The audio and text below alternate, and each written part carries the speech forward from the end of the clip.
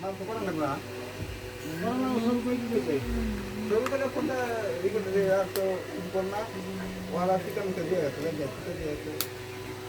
মাথা ওদের মাথা শুধু তাহলে এই যাচ্ছে তো কত এগুলো তো পায় না মানে কিন্তু আমি ভাই আপনি কাম করুন না টাকা তো লাগবে টাকা নিয়ে যাও টাকা তো এনে দিতে এটা দিতাম ওদের কত না টাকা লাগবে তত দিতাম